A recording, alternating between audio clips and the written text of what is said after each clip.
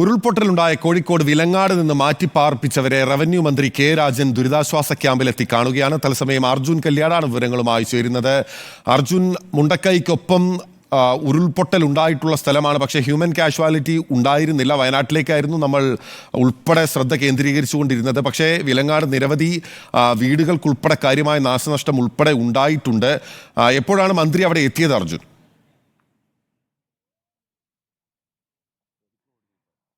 ബിനിലെ, അതായത് ഇന്ന് ഉച്ചയോട് കൂടിയാണ് മന്ത്രി വിലങ്ങാടേക്ക് സന്ദർശിക്കുന്നതിന് വേണ്ടി എത്തിയിട്ടുള്ളത്. നമുക്ക് ഈ സ്ഥലത്തേക്ക്, അതായത് വിലങ്ങാട് എത്തിയപ്പോൾ ഒറ്റ നോട്ടത്തിൽ ഇത് വയനാടാണോ അല്ലെങ്കിൽ വിലങ്ങാടാണോ എന്നുള്ളൊരു സംശയമുണ്ടാകും. കാരണം അത്ര തന്നെയുള്ള വയനാടിന് സമാനമായ രീതിയിൽ തന്നെയുള്ള ഒരു വലിയ ദുരന്തമാണ് ഇവിടെ സംഭവിച്ചിട്ടുള്ളത്.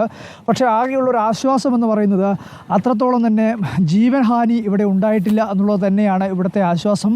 പക്ഷേ വീടുകൾ പോയിട്ടുണ്ട്, വാഹനങ്ങൾ പോയിട്ടുണ്ട്, ജീവിത സമ്പാദ്യം എല്ലാം തന്നെ നിരവധി പേരുടെ നഷ്ടമായിട്ടുണ്ട്.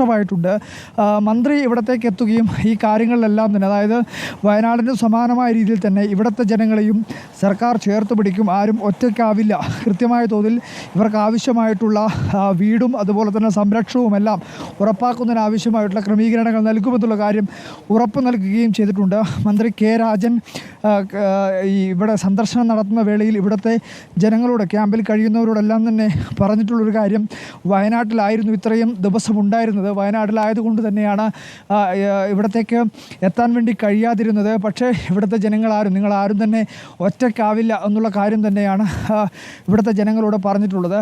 നമ്മളോടൊപ്പം ഇപ്പോൾ ഇവിടുത്തെ, അതായത് നമ്മളിപ്പോൾ നിൽക്കുന്ന ഈ പ്രദേശത്ത് ഇവിടെ കാണാം, ഒരു വാഹനം പൂർണ്ണമായ തോതിൽ തന്നെ നഷ്ടപ്പെട്ട് അല്ലെങ്കിൽ ചുളുങ്ങിയിരിക്കുന്നൊരവസ്ഥ നമുക്ക് കാണാൻ വേണ്ടി കഴിയും. അപ്പോൾ ആ വാഹനത്തിൻ്റെ ഉടമ, ഈ സ്ഥലത്ത് തന്നെ ഒരു വീടുണ്ടായിരുന്നു, ആ വീട്ടിലെ ഗൃഹനാഥനായിട്ടുള്ള ഡൊമിനിക് ജോസഫ് നമ്മളോടൊപ്പം ചേരുകയാണ്. ചേട്ടാ, നിങ്ങളുടെ വീട് പൂർണ്ണമായും തന്നെ പോയി. മന്ത്രി നിങ്ങളിപ്പോൾ വന്ന് കണ്ടിട്ടുണ്ട്. മന്ത്രി നിങ്ങളോട് ആവശ്യമായിട്ടുള്ള എല്ലാ സംരക്ഷണവും നൽകാമെന്നുള്ള കാര്യം പറഞ്ഞു, ഉറപ്പ് നൽകിയിട്ടുണ്ട്. മന്ത്രി എല്ലാം ചെയ്തു തരാം, തീർത്തും ഞങ്ങൾ ഒറ്റക്കെട്ടായിട്ട് തന്നെ നിങ്ങളെ സഹായിക്കാമെന്ന് മന്ത്രി ഇപ്പോൾ ഉറപ്പ് നൽകിയിട്ടുണ്ട്. അത് കാരണം നമുക്കൊരു ആശ്വാസം നമുക്ക് തോന്നുന്നുണ്ട്. നിങ്ങളുടെ ആവശ്യം എന്ന് പറഞ്ഞാൽ, നിങ്ങളിപ്പോൾ വീട്, അതുപോലെ തന്നെ നിങ്ങളുടെ വാഹനം, നിങ്ങളുടെ ജീവിത സമ്പാദ്യം എല്ലാം തന്നെ നഷ്ടമായി. വലിയ തോതിലോ വലിയ പാറകൾ പോലും ഇങ്ങനെ ഒഴുകിയെത്തിയ ഒരു വലിയ മഹാദുരന്തം തന്നെയാണ് ഇവിടെയും സംഭവിച്ചിട്ടുള്ളത്. അപ്പോൾ നിങ്ങളുടെ വീട്, നിങ്ങളുടെ ഒരു പുനരധിവാസം എത്രയും പെട്ടെന്ന് ഉറപ്പാക്കണം എന്നുള്ളൊരു ആവശ്യമാണോ നിങ്ങൾ മന്ത്രിമാർക്ക്? തീർച്ചയായിട്ടും ഞങ്ങൾക്ക് താമസിക്കാൻ ഒരു പുനരധിവാസം ഞങ്ങൾക്ക് എത്രയും വേഗം ലഭിക്കണമെന്നുള്ളതാണ് ഞങ്ങളുടെ ആവശ്യം. അത് മന്ത്രി ഉറപ്പ് നൽകിയിട്ടുണ്ട്, തരാമെന്ന് സമ്മതിച്ചിട്ടുണ്ട്.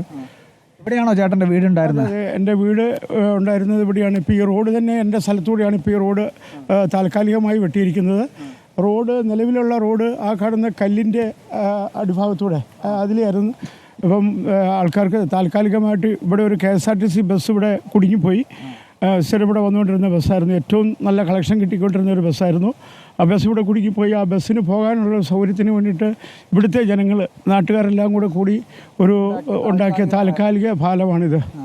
ഈ പാലം ഉള്ളത് കൊണ്ടാണ് ഇപ്പം 6 വാഹനം ഉണ്ടായിരുന്നു. 6എണ്ണത്തിൽ 3 കാണുന്നില്ല, 3 കിട്ടിയിട്ടുണ്ട്. ഒരു കാറ്, ഒരു ബൈക്ക്, ഒരു ജീപ്പ് കിട്ടിയിട്ടുണ്ട്. 2 മോട്ടോർ ബൈക്കും ഒരു വാഗണറും ഇനി കിട്ടാനുണ്ട്. അതിവിടെ എല്ലാം നോക്കിയിട്ടും ഇതുവരെ തിരഞ്ഞു നോക്കിയിട്ടൊന്നും ഇവിടെ കാണുന്നില്ല. അതുപോലെ വീട്ടിലെ വിലപിടിപ്പുള്ള സാധനങ്ങൾ, അലമാരയിൽ വീടിൻ്റെ സർവ്വരേഖകളും സ്ഥലത്തിൻ്റെ എല്ലാ ഡോക്യുമെൻറ്റ്സും അതിലുണ്ടായിരുന്നു. പിന്നെ എല്ലാ പേപ്പറുകളും അതിലായിരുന്നു ഉണ്ടായിരുന്നത്. അത് പൂർണ്ണമായിട്ട് നഷ്ടപ്പെട്ടിട്ടുണ്ട്. ബിനിലെ, അത് തന്നെയാണ്. അതായത് ഇവിടെ ഏതെങ്കിലും ഒരാളുടെ മാത്രമല്ല, ഈ മേഖലയിൽ എല്ലാവരുടെയും തന്നെ നമുക്ക് ഏറ്റവും മുകൾ ഭാഗത്ത് തന്നെ ഉരുൾ പൊട്ടി താഴേക്ക് എത്തുകയായിരുന്നു. വലിയ തോതിൽ പ്രതിസന്ധിയാണ്. എന്തായാലും മന്ത്രി അവർക്കൊരു ഉറപ്പ് നൽകിയിട്ടുണ്ട്. നിങ്ങൾ വയനാടിനോടൊപ്പം തന്നെ വിലങ്ങാടിനെയും ചേർത്ത് നൽകുന്ന ഒരു സമീപനമായിരിക്കും സ്വീകരിക്കുക എന്നുള്ള കാര്യം മന്ത്രി ഉറപ്പ് നൽകിയിട്ടുണ്ട്. അവിടെ ആളുകളെ മാറ്റിപ്പാർപ്പിച്ചത് കൊണ്ട് തന്നെ വലിയ മാസ് കാഷ്വാലിറ്റി ഉണ്ടായില്ല.